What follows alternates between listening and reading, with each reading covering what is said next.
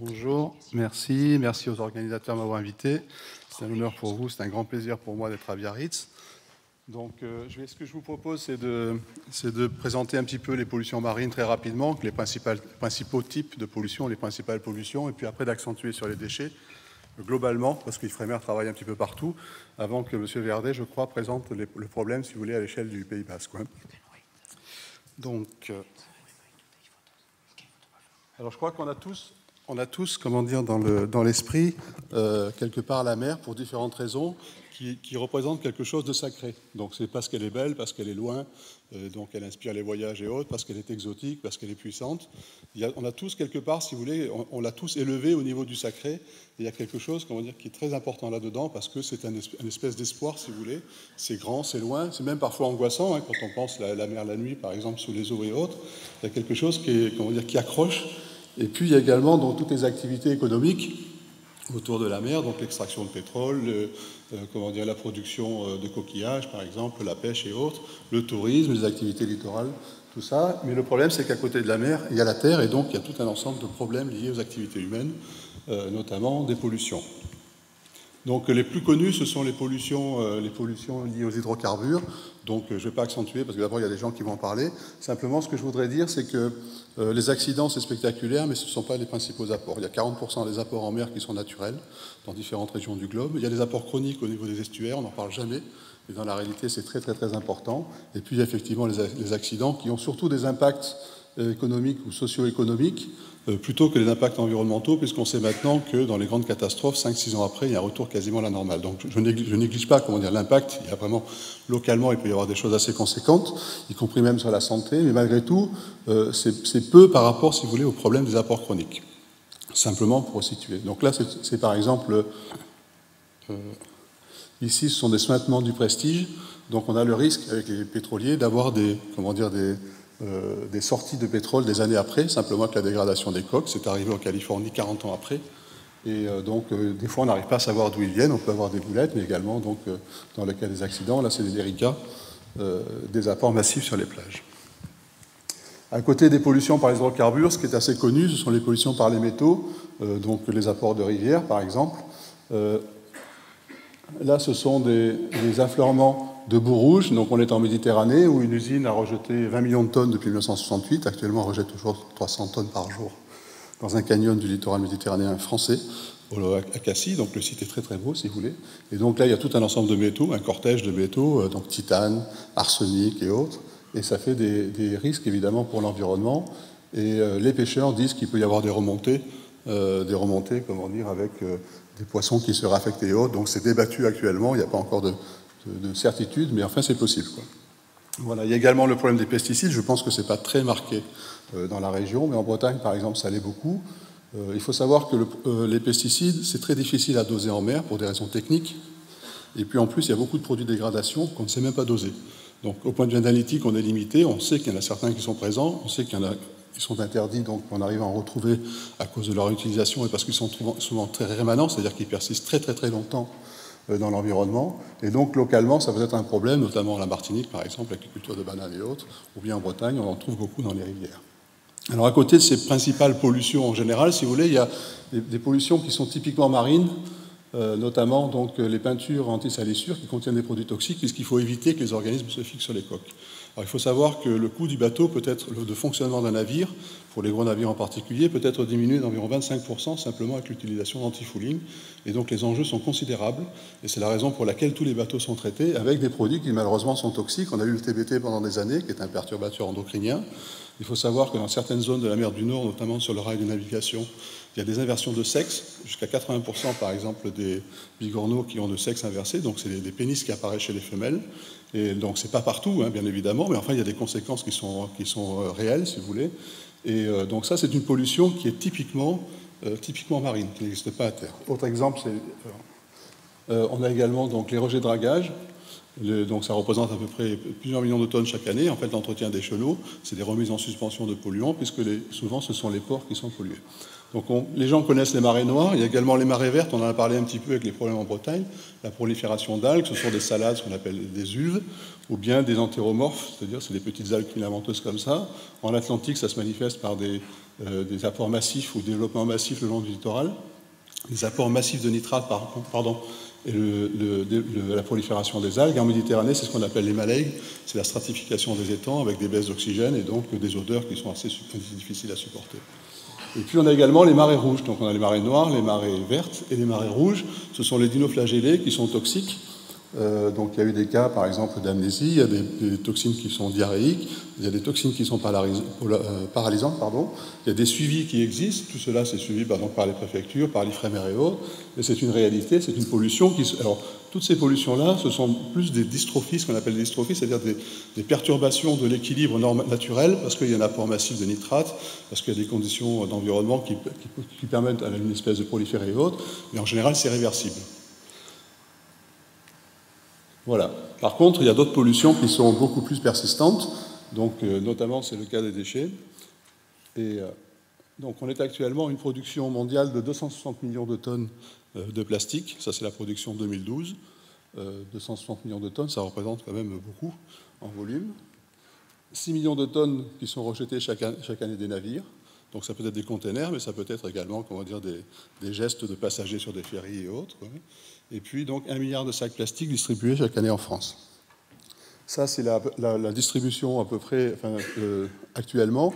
Il faut savoir qu'en l'an 2000, on était à 15 milliards de sacs plastiques distribués, c'est-à-dire 1 million par heure. Donc ça veut dire qu'il y a eu des actions qui ont déjà été entreprises et qu'on a diminué de 90%. Et ça, c'est assez conséquent d'un point de vue environnemental, parce qu'on commence à voir dans certaines zones des baisses de déchets. Alors évidemment, ça prendra beaucoup de temps, parce qu'il y en a qui vont persister plusieurs centaines d'années. Mais on a quand même, si vous voulez, des gens qui ont commencé à réagir par rapport au problème, et ça, je crois que c'est très important. Alors, quelles sont les sources de ces déchets? Eh bien, on a donc les rivières. Ici, par exemple, ça, ce sont les bords de la Seine. On a les activités littorales, la pêche, par exemple. Il y a des pêcheurs qui n'ont pas peur, qui perdent parfois involontairement leur filet, mais il y en a qui rejettent leurs déchets directement à la mer, ça existe encore. Il y a des accidents, par exemple, il faut savoir que la plasturgie, pour mettre en forme des plastiques, elle ne peut pas utiliser des blocs de polyéthylène ou polypropylène parce qu'il faut les chauffer. Donc vous imaginez si transporter par exemple des blocs d'1 mètre cube ou de plusieurs mètres cubes ou plusieurs tonnes, pour chauffer ces blocs-là, ça prendrait beaucoup trop d'énergie. Donc pour résoudre ce problème-là, ils transportent des sacs avec des petits granulés, avec des surfaces d'échange qui sont plus importantes, et ça permet de les chauffer plus facilement et donc de les mettre en forme.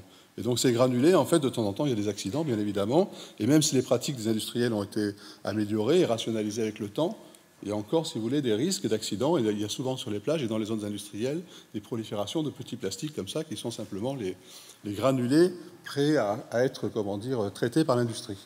Alors, il y a des associations qui ont appelé ça, c'est très joli, les larmes de sirène, et qui expriment un petit peu vraiment le sentiment qu'on peut avoir vis-à-vis de ça, quoi. Et puis, vous avez d'autres sources qui sont évidentes, mais pourtant assez peu connues. C'est par exemple les pertes de containers. Donc, un container, c'est 20 tonnes, ça peut être des milliards de petits microplastiques à terme, si vous voulez. Pas le contenant, mais le contenu. Et donc, ce sont des sources, il y en a à peu près 10 000 chaque année qui sont perdues. Et donc, ça, ce sont des résultats d'un programme européen qui avait été mené par le CEDRE, où on voit donc les pertes. Donc, ce n'est pas important, mais il y en a qui sont réelles et il y en a qui sont estimées, des positions qui sont estimées. Et on voit bien que sur le rail de navigation, d'entrée dans la Manche, par exemple, c'est là, évidemment, qu'ils sont perdus, et souvent à cause des fortes mers. Donc, alors, les causes, c'est que les gens essayent d'empiler les containers les uns sur les autres. On est actuellement à 13 000 boîtes. Je ne sais pas si vous imaginez des bateaux de 13 000 boîtes.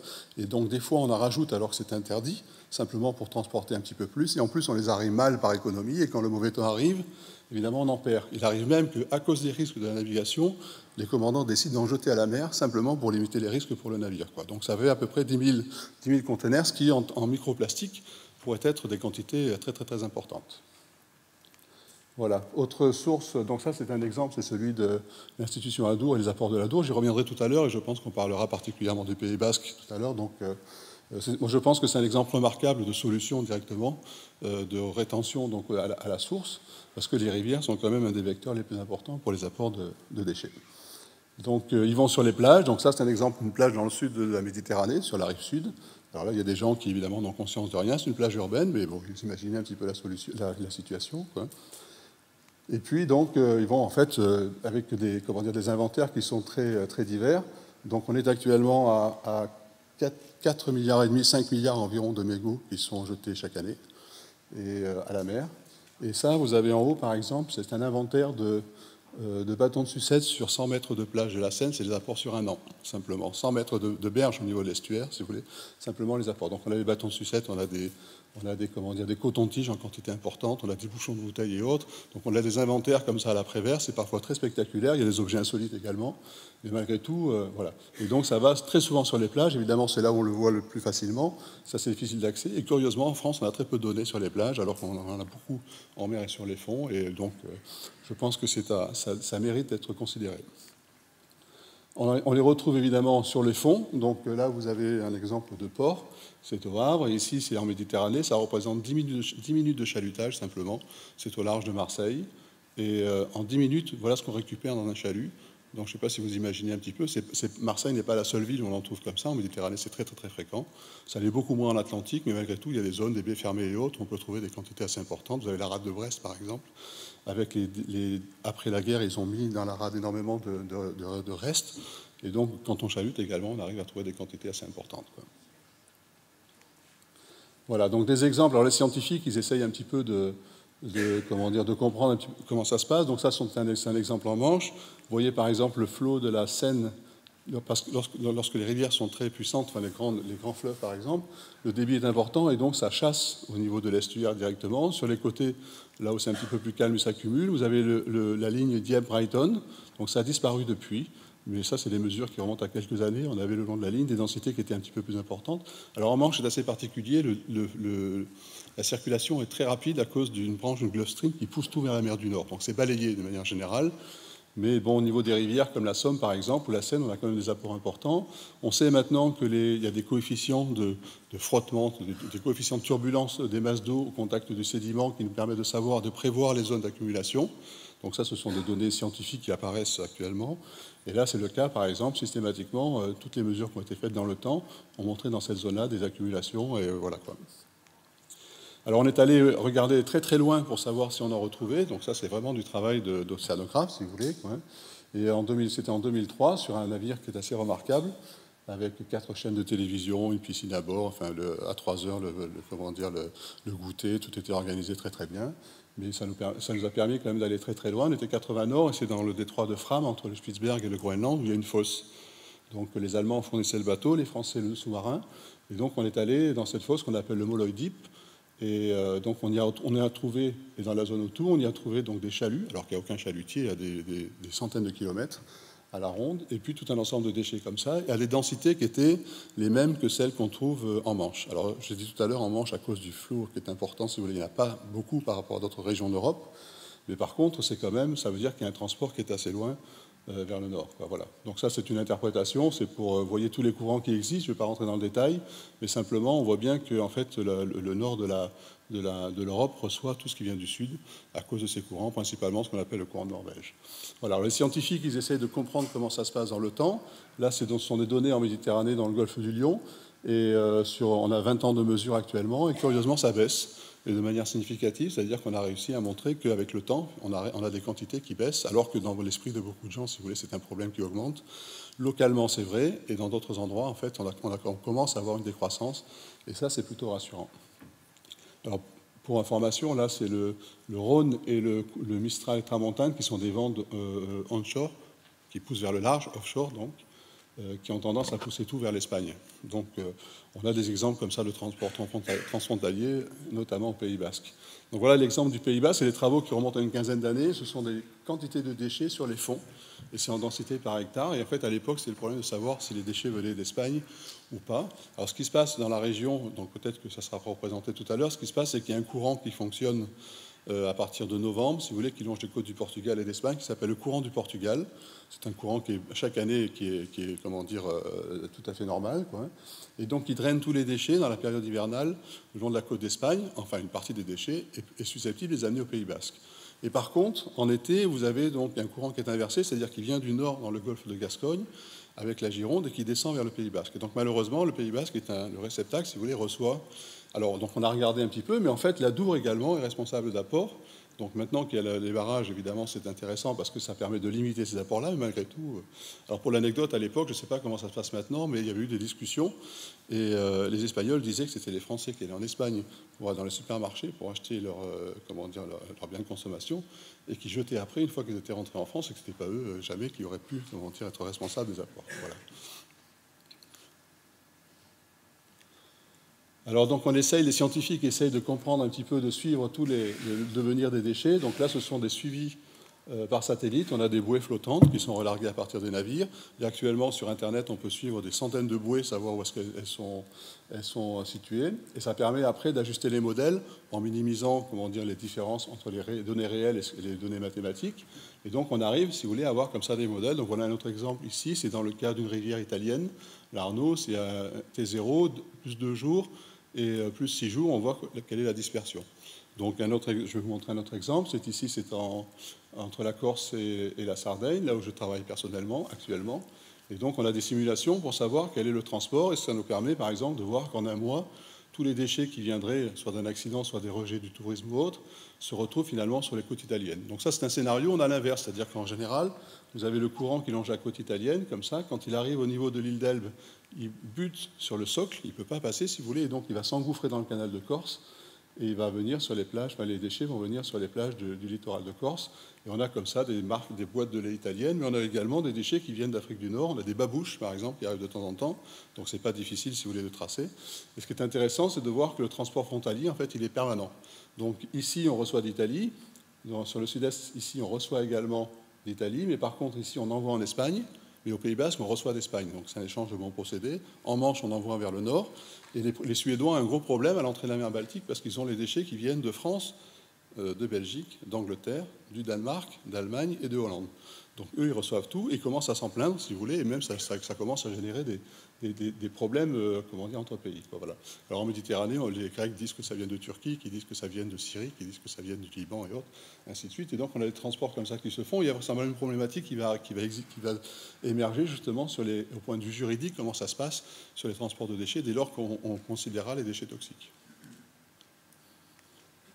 Voilà. Alors ce qui se passe, si vous voulez, c'est qu'il y a les plastiques quand ils sont en mer, donc on a tous l'image des gros déchets, mais dans la réalité, ils se fragmentent, alors pour différentes raisons, j'y reviendrai tout à l'heure, et donc on s'est aperçu depuis peu qu'il y avait des microplastiques en mer, et là on va voir un petit peu quel est le risque, notamment sur la santé, de ces microparticules. Alors on les récupère avec des filets qu'on appelle des filets à neustons, montables aussi, parce que ça ressemble à des raimentas, on les traîne derrière des bateaux, ça donne, dans le collecteur qui est en bout de chalut, ça donne des concentrations qui sont parfois impressionnantes dans certaines zones, ça dépend des océans, ça dépend des... Et donc quand on regarde au microscope, voilà ce qu'on voit, donc ça intègre tout un ensemble de débris divers, vous avez des fibres, vous avez ça, c'est un coton-tige, vous avez des morceaux de plastique divers et autres, et parfois c'est des densités qui montent quand même jusqu'à 900 000 par kilomètre carré. Voilà, alors pour comprendre comment ça se passe, je vais peut-être reprendre d'abord cette diapo. Donc en fait, il y a une situation qui est en mer, très au large et dans les bassins océaniques. C'est ce qu'on a appelé les continents de plastique ou les îles de plastique et autres. C'est une question qui est d'actualité. C'est très nord-américain. En Méditerranée, par exemple, il n'y a aucune gire et donc le problème est très différent. Et sur l'Atlantique, c'est pareil. Donc c'est vraiment quelque chose, c'est un problème d'environnement global. Il faut quand même bien le relativiser. Donc la circulation générale au niveau de l'équateur, c'est toujours un courant qui va de l'est vers l'ouest. Il peut y avoir des contre-courants. Il y a ce qu'on appelle le contre-courant équatorial. Et globalement, les masses d'eau, elles vont toujours de l'est vers l'ouest, que ce soit en Atlantique ou dans le Pacifique. Ça, c'est à cause de la météorologie, les alizés en particulier, notamment au mois de novembre et autres. Et les navigateurs utilisent ces vents, si vous voulez, pour traverser les océans. Évidemment, donc, ça génère un afflux d'eau à l'ouest, dans la partie occidentale des océans, et l'eau monte, donc le niveau de l'eau monte, et notamment dans le golfe du Mexique, par exemple, ou dans cette région, ici, Philippines et autres. Et donc, comme il y a une montée des eaux, forcément, l'eau doit s'échapper, elle ne peut pas rester, et donc, ce qu'elle va faire, elle va repartir vers le nord ou vers le sud. Donc vous voyez ici vers le nord ou vers le sud, et c'est pareil en Atlantique ici. Et dans l'océan Indien, il n'y a qu'une partie, en fait, il n'y a que l'hémisphère sud, mais l'eau circule à l'équateur, et après elle va redescendre vers le sud.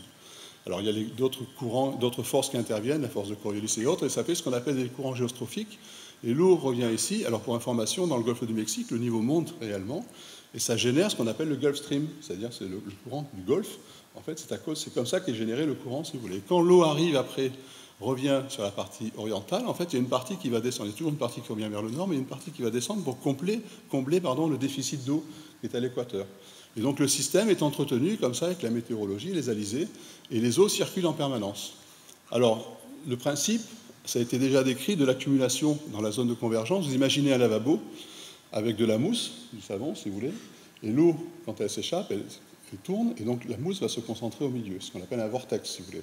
Et donc là, c'est le même principe, c'est à grande échelle, c'est des masses d'eau considérables, mais l'eau tournant, au milieu, il y a ce qu'on appelle les zones de convergence, et c'est là que vont s'accumuler tous les objets flottants. Notamment, par exemple, en Atlantique, les sargasses, qui sont des algues brunes qui flottent, et c'est pour ça qu'on a donné le nom de cette zone, on lui a donné le nom de mer des sargasses. Et donc, si les algues et les sargasses y vont, si vous voulez, ben, les plastiques y vont aussi, puisqu'ils flottent également. Et donc, c'est la raison, c'est la genèse, si vous voulez, de ces zones de convergence que les associations, parce qu'il fallait en parler, ont appelé des continents de plastique et autres. Dans la réalité, il n'y a pas de continent du tout, on ne marche pas du tout sur les plastiques, c'est simplement les densités qui sont plus importantes que dans les autres zones, si vous voulez, hors zone de convergence. Voilà, donc vous voyez un petit peu comment est généré ce courant, comment sont générées ces zones d'accumulation. Sur le littoral, à la côte, c'est très complexe parce qu'il y a beaucoup d'autres facteurs qui interviennent et il n'y a pas de gire permanente. En Méditerranée, il peut y avoir des gires comme ça qui pendant 2-3 mois, on dit à mésoéchelle, c'est-à-dire de beaucoup plus petite taille, mais au bout de 2-3 mois, elles s'éclatent, si vous voulez, et donc, du coup, il n'y a pas d'accumulation de plastique, alors que dans les océans mondiaux, il y a effectivement des densités un petit peu plus importantes de plastique. Il faut faire attention de ne pas imaginer que ce sont vraiment des continents de plastique, comme ça a été dit. Voilà, même si les associations font très bien leur travail en parlant du problème, je pense que c'est quand même important de relativiser. Donc voilà donc dans le cas d'un article qui a été publié dans la revue Science il y a quelques années, qui montre les densités, et donc effectivement on arrive à montrer qu'il y a dans la mer des Sargasses une accumulation, et on voit bien la branche du courant avec des mesures de température, la branche du courant du Gulf Stream avec la zone de convergence ici. Voilà, ça c'est la mer des Sargasses et les conséquences que ça peut avoir sur les plastiques. Voilà. Alors le problème des plastiques, c'est qu'ils se dégradent très très très lentement. Donc il faut parfois des centaines d'années selon l'épaisseur, selon la composition. Et donc du coup, ça veut dire une persistance, notamment sur les fonds. La dégradation, c'est souvent l'abrasion. Donc sur les plages, par exemple, ça va devenir des petites particules et autres. Donc vous voyez ici une surface de plastique qui a été récupérée en mer, qui est usée, si j'ose dire. Ça, ce sont des fibres issues de la dégradation qui ont été collectées en mer. Et là, ce sont des bouteilles sur les fonds. C'est à 1000 mètres de fond en Méditerranée. Je vous montrerai les images tout à l'heure. J'en parle parce qu'en fait, en profondeur, il y a peu d'oxygène et pas de lumière du tout. Et ce sont des facteurs qui, normalement, favorisent la dégradation. Ça veut dire qu'en profondeur, ils vont persister beaucoup plus longtemps. Et on est sûr qu'il y en a au moins pour plusieurs centaines d'années, même si, en fait, on utilise les plastiques depuis moins de 50 ans, ou à peu près 50 ans, et qu'en fait, on est actuellement on les utilise. Ils ont une durée de vie supérieure, si vous voulez, à la période d'utilisation, enfin depuis qu'on les utilise. Donc on ne sait pas vraiment combien de temps ça va durer, mais on a la certitude que ça prendra au moins plusieurs centaines d'années. Voilà. Alors évidemment, et malheureusement, il y a des effets. Donc il y a des effets, vous avez un exemple ici d'ingestion. Les effets les plus connus, ce sont les ingestions et ce qu'on appelle les étranglements. Donc sur les tortues qui sont très sensibles, 35% de 2 espèces de tortues contiennent des plastiques dans l'estomac avec des occlusions et des mortalités. Là, c'est un exemple en Guyane d'une tortue qui est prise dans un filet, donc on appelle ça l'étranglement. Là, ce sont des fous de bassin en mer du Nord. Et donc, je crois que dans le cas de la gestion, il y a à peu près 660 espèces qui sont touchées, c'est-à-dire qui sont susceptibles d'ingérer dans l'étranglement, pardon. 660 espèces qui sont susceptibles d'être étranglées dans des filets qui sont en mer ou dans des débris divers, quoi. Voilà, alors l'ingestion, alors ça c'est un hameçon dans une jeune tortue, ça a été pris en Méditerranée, et là ce sont des travaux scientifiques actuels où on arrive à avoir des microparticules marquées à la fluorescence, on les donne à des huîtres, des moules, du plancton à différentes espèces, et on essaye de savoir un petit peu comment ça évolue, et en fait on s'aperçoit que ça reste dans la glande digestive, donc il y a eu une hypothèse à un moment que ça risquait de rentrer dans les tissus et autres, en fait c'est pas possible techniquement. Et donc c'est important parce que ce genre de travail, ça peut avoir des conséquences sur l'interprétation des phénomènes à grande échelle. Des microplastiques qui restent dans l'estomac, ça veut dire qu'ils vont être excrétés, ils ne vont pas être accumulés dans les tissus et donc il ne peut pas y avoir de transfert le long des chaînes alimentaires. Donc ça a été dit, il y a des gens qui vous ont dit qu'on pouvait retrouver des microplastiques dans les assiettes. Techniquement, si vous voulez, c'est très difficile d'arriver à une telle situation. Alors il se peut qu'un jour, accidentellement, vous ayez un microplastique dans l'estomac d'une sardine que vous mangez, mais globalement, si vous voulez, les quantités seront toujours très très très faibles, d'autant plus qu'on ne mange pas les estomacs, donc, pour les gros poissons en tout cas, et donc finalement, les risques sont assez limités. Alors par contre, il y a peut-être d'autres risques liés aux microplastiques, je vais y venir. Alors d'abord, il y a les changements, si vous voulez, sur le comportement. Donc les oiseaux, à titre d'information, il y avait un moment à la décharge de Marseille qui était à 50 km de la ville, avec des trains qui partaient à heure régulière, ils couvraient avec des grillages, et les oiseaux avaient changé leur rythme de vie, et donc arrivaient à l'heure, quelques minutes avant le départ du train, suivaient le train pendant 1 heure, se nourrissaient sur les débris, et après revenaient au départ du train suivant, et donc tout leur cycle de vie était complètement perturbé à cause des déchets et de l'élimination de ces déchets. Donc, alors là, il y a le problème, si vous voulez, des espèces naturelles. Il faut savoir que même si les débris naturels, en général, ne sont pas considérés, en fait, on a comment dire, des coûts de nettoyage qui sont induits lorsqu'il y a des branchages, c'est le cas par exemple sur la Dour, et puis il y a l'impact psychologique également, donc pour des espèces comme ça, c'est important. Là, on ne sait pas si l'organisme est mort à cause d'un déchet. Actuellement, les vétérinaires sont incapables de dire, lorsqu'ils voient des mortalités comme ça d'organismes, de mammifères et autres, quelle est la cause réelle, en tout cas de savoir si ce sont vraiment des déchets.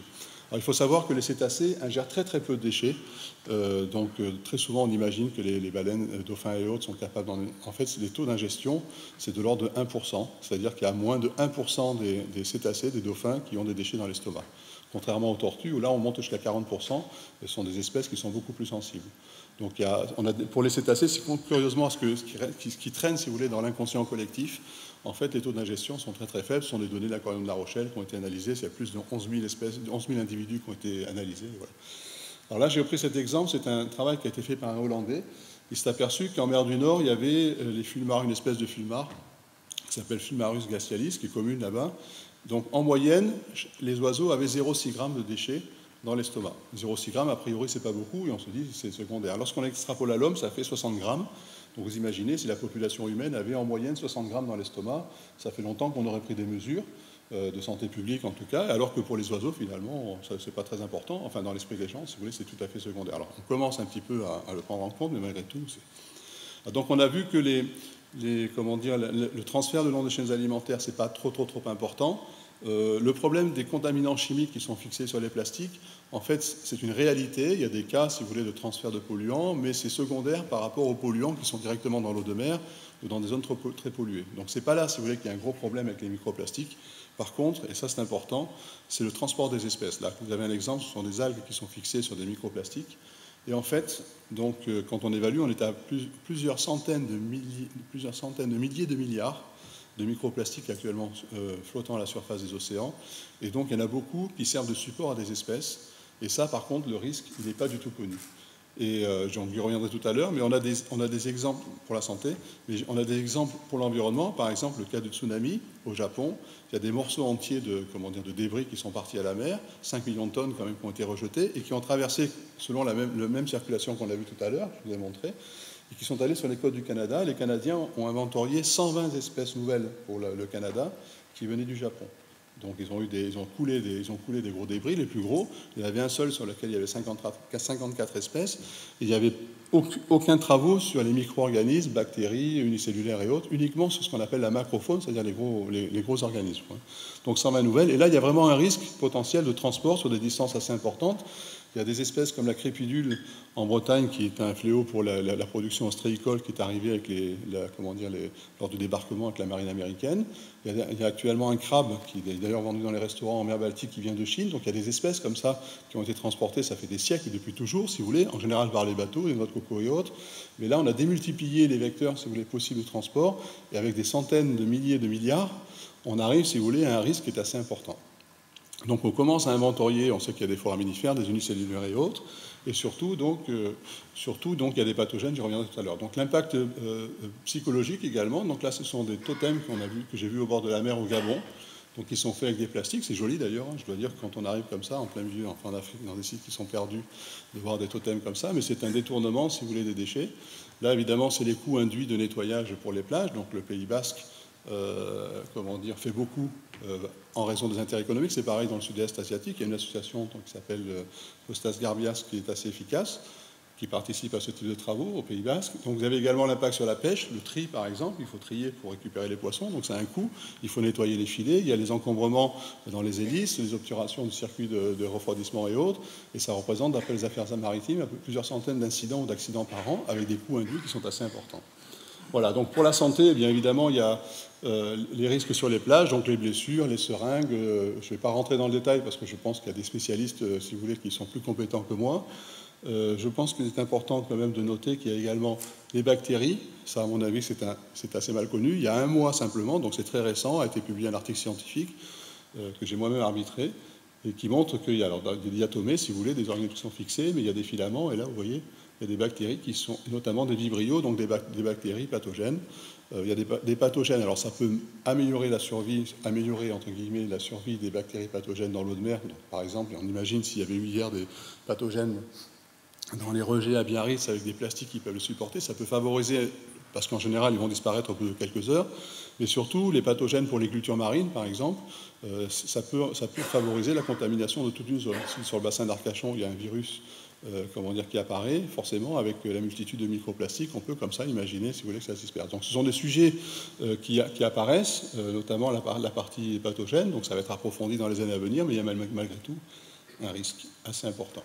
Donc les gens essayent de régler le problème. Il y a des opérations de nettoyage dans les ports, il y a toute une structure, des financements, y compris même européens, des bateaux qui ont été inventés. Donc j'en ai parlé tout à l'heure, il y a Costas Garbias qui fait un suivi sur le Pays Basque. Ce sont les deux régions avec le sud-est qui sont les plus affectées et avec les enjeux les plus importants. Il y a le ramassage. Bon là, on ne peut pas demander, malheureusement, ce qui se fait souvent, c'est aux jeunes de ramasser ce que les anciens ou les adultes ont jeté sur les plages. Donc l'éducation, c'est important, mais il faut faire, je pense, attention sur la manière de le faire, parce que c'est quand même... Et puis, donc, les opérations de nettoyage, les initiatives Océane, Surfrider par exemple, c'est assez conséquent et ça marche bien. L'industrie qui le soutient, et puis également donc, la prévention, la diminution de sacs plastiques, avec tout un ensemble de problèmes. Par exemple, les États n'ont pas le droit, les États européens n'ont pas le droit d'interdire les sacs plastiques. Pour des questions de droit, parce qu'en fait, ils affecteraient la production économique européenne, et les traités européens, traités de Rome par exemple et autres, interdisent d'agir contre les intérêts économiques des entreprises européennes. Donc la seule façon de pouvoir régler le problème, c'est de fiscaliser. Donc il y a des pays qui l'ont fait, et à moins que l'Europe décide un jour d'interdire elle-même les sacs, mais au niveau des États, c'est absolument impossible. Donc il y a tout un ensemble de problèmes techniques et administratifs ou juridiques avant de pouvoir régler ce type de problème. C'est pas aussi simple que ce qu'on imagine, de dire bon, on arrête et puis c'est terminé. Voilà. Donc des lois, des conventions, il y en a beaucoup qui ont existé avec sur la partie terrestre, si j'ose dire. Les voiries, les cours d'eau et autres. Et puis il y a également des conventions typiquement marines, donc la convention Marpol qui interdit les rejets à partir des navires, je ne vais pas rentrer là-dedans. Les substances toxiques qui sont réglementées également, et donc ça peut être des fûts, des choses comme ça. Et puis une directive qui a été mise en place récemment et qui pour la première fois va intégrer, la mesure de déchets et de microplastiques également sur l'ensemble des côtes européennes, pour tous les États membres. Et donc on pense qu'on aura un tableau de bord avec un suivi très précis, si vous voulez, et donc on va essayer d'impliquer les acteurs locaux dans certains cas, notamment le Pays Basque, pour arriver à avoir des informations d'abord, avant de prendre des mesures, notamment d'imitation des apports et autres, voire récupération en mer, récupérer les filets, par exemple, perdus, des choses comme ça. Et donc c'est en train de se mettre en place, il y a une inertie qui est nécessaire, qui prend plusieurs années, mais quand même ça arrive. Voilà, je vous remercie beaucoup.